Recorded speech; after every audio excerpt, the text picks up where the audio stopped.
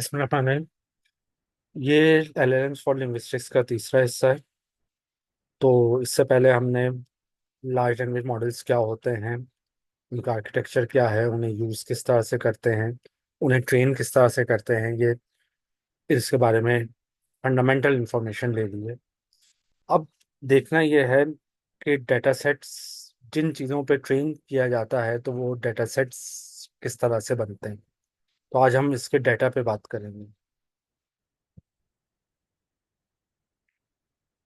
Data sets की data की analogy वही है जो जनरेटर्स या इंजन्स के साथ ऑयल की एनालॉजी है। क्या हमारे पास एक बहुत ज़बरदस्त सी गाड़ी मौजूद है, लेकिन पेट्रोल नहीं है गाड़ी चलाने के लिए, तो वो उस गाड़ी का इंजन काम नहीं करेगा। हमारे पास बिजली बनाने का एक कारखाना मौजूद है, लेकिन हमारे पास डीजल मौजूद नहीं है जिससे वो, या कोई फ्यूल मौजूद नहीं है जिससे वो इलेक्ट्रिसिटी प्रोड्यूस कर सकें। तो हम खाली किसी कंबस्चन इंजन के जरिए हम एनर्जी प्रोड्यूस नहीं कर सकते, उसके लिए हमें फ्यूल चाहिए। तो ये ट्रांसफार्मर्स एक बहुत ज़बरदस्त इजाद है, लेकिन जब तक अच्छा डाटा मौजूद नहीं होगा ट्रांसफार्मर्स अच्छा परफॉर्म नहीं कर सकते। और ये जब कंप्यूटर साइंस लोग पढ़ना शुरू करते हैं तो एक और बात भी कही जाती है कि गार्बेज इन गार्बेज आउट का उसूल इस्तेमाल होता है कंप्यूटर में, कि अगर अच्छा प्रोग्राम लिखेंगे तो अच्छा आउटपुट आएगा, अगर अच्छा प्रोग्राम नहीं देंगे तो अच्छा आउटपुट नहीं आएगा। तो same applies in AI and LLM, कि आपको अच्छा डाटा प्रोवाइड करेंगे तो अच्छे ट्रांसफॉर्मर्स जनरेट होंगे।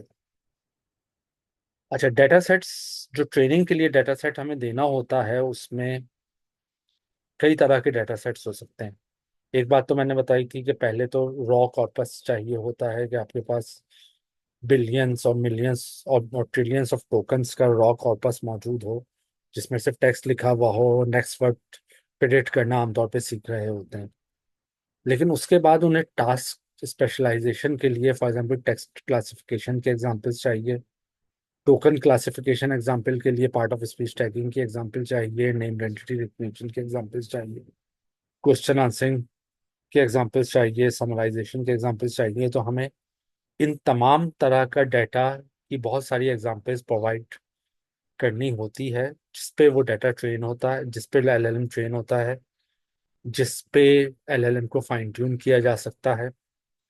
तो मैं एक दो डाटा सेट्स की एग्जांपल्स दूंगा कि डाटा सेट्स होते क्या हैं, बनते किस तरह से हैं। बल्कि एक उस पे जाने से पहले, डाटा सेट्स मिलेंगे कहाँ से, और आपको फॉर एग्जांपल फाइन ट्यूनिंग के लिए डाटा सेट चाहिए। तो एक वेबसाइट है हगिंग फेस, इस पे ट्रांसफॉर्मर मॉडल्स भी मौजूद हैं जिसे आप इस्तेमाल कर सकते हैं, इस पे डाटा सेट्स भी मौजूद हैं जिन्हें आप इस्तेमाल कर सकते हैं। तो हगिंग फेस पे जाके आप डाटा सेट्स देखें तो आपको हजारों डाटा सेट्स मिल जाएंगे। इसी तरह से कैगल एक वेबसाइट है जो डाटा सेट्स लोग बना के इस पे रख देते हैं, ताकि ताकि दूसरे उन्हें यूज कर सकें। तो कैगल पे लैंग्वेज के बेस्ड 9,800 डाटा सेट्स मौजूद हैं। गिटहब पे मौजूद होते हैं, अक्सर ऑर्गेनाइजेशंस के अपनी वेबसाइट्स पे डाटा सेट्स मौजूद होते हैं, जहां से हम डाटा सेट एक्वायर कर सकते हैं। एक एग्जांपल डाटा सेट की, Stanford question answering data set, जिसे स्क्वाड शॉर्ट करके कहा जाता है। 2016 में जो इसका वर्जन रिलीज हुआ था उसमें 1 लाख से ज्यादा क्वेश्चंस थे। अब ये डाटा सेट किस तरह से बनता है, एक हम ये एग्जांपल देखते हैं, इसी तरह से और भी बनाए जा सकते हैं। कि हमारे पास क्वेश्चन आंसरिंग के लिए एक पैराग्राफ मौजूद है। इस पैराग्राफ के मुतालिक, पहले ये हमारे पास पैराग्राफ मौजूद है, पैराग्राफ के मुतालिक सवाल है, what causes precipitation to fall, gravity, और इसका आंसर ग्रेविटी है इस डेटा में, तो ये ग्रेविटी आ गया।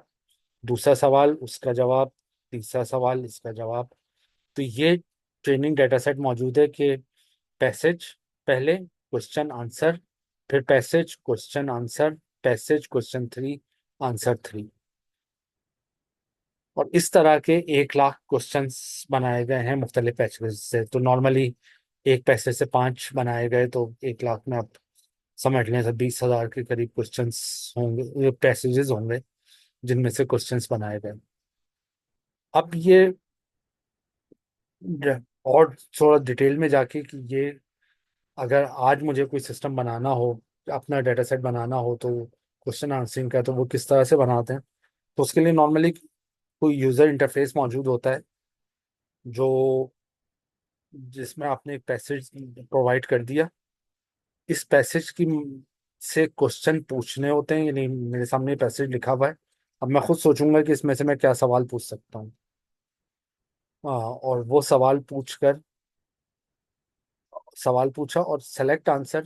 ये इस वक्त की बात यह है कि हमें आंसर जो है वो पैसेज में से ही ढूंढना है। तो what causes precipitation to fall, इसका आंसर ग्रेविटी में है, तो हमें ये ग्रेविटी हाईलाइट कर देनी होगी। दूसरे तीसरे सवाल का answer within a cloud है, where do water droplets collide with ice crystal, तो इसका answer within a cloud है, तो हमने विद इन अ क्लाउड इस पैसेज में जाके इसे हाईलाइट कर देना है।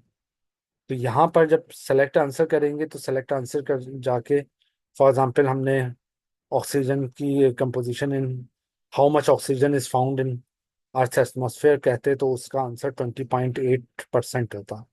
तो उसे हाईलाइट कर देते सेलेक्ट आंसर। फिर कोई और क्वेश्चन पूछते कि तो वो, और उसका आंसर जो है ना वो फिर सेलेक्ट कर लेते हैं। क्वेश्चन आंसरिंग स्क्वाड उन इस तरह के क्वेश्चन आंसरिंग कर रहा है कि जिसमें पैसेज में से ही आपको क्वेश्चन आंसर हाईलाइट करना होता है। अलग इस और तरह के भी क्वेश्चन आंसरिंग सिस्टम होते हैं कि पूरा पैसेज पढ़ें और उसमें से जवाब दे दें। उसके लिए डाटा सेट आपको मुख्तलिफ तरीके से बनाना पड़ेगा, जिसमें शायद आपको हाईलाइट ना करना पड़े, बल्कि आंसर लिखना पड़े। और फिर वो क्वेश्चन पढ़ के पैसेज देख के आंसर लिखना भी वो सीख जाएगा। जो स्क्वाड में जो डाटा बनाया गया, उसमें क्या किन किन किस किस तरह की एग्जांपल्स दी गई। जैसे क्वेश्चन में पूछा गया है कि what is rain kind cycle sometimes called. सवाल में वर्ड कॉल्ड है, जो पैसेज है उसमें वर्ड रेफर टू लिखा हुआ था। तो रेफर टू और कॉल्ड साइनोनिम है, ये सिस्टम खुद ही समझेगा। जो प्री ट्रेनिंग नॉलेज है उसके मुताबिक वो कॉल्ड का सवाल में रेफर टू को भी आंसर ले आएगा। इसी तरह से गवर्निंग बॉडी, तो European parliament is a governing body, उसको पता है।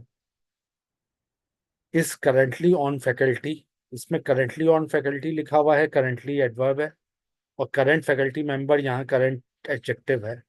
तो पार्ट ऑफ स्पीच चेंज भी हो गया, तो उसके बावजूद वो आंसर सही पिक कर रहा है। यानी आंसर में वो पार्ट ऑफ स्पीच गलत भी हो, चेंज भी हो गया, तो भी आंसर पिक करने में वो गलती नहीं करेगा। आंसर तो इसका ये डेविड बेविंगटन होगा। इसी तरह से अगर आपका ये को रेफरेंस है कि एक सेंटेंस में लिखा गया the VN8 theatre and performance galleries open in 2000 and फिर दे होल्ड यूकेज दिस थिंग। सवाल इसके मुतालिक पूछा गया था।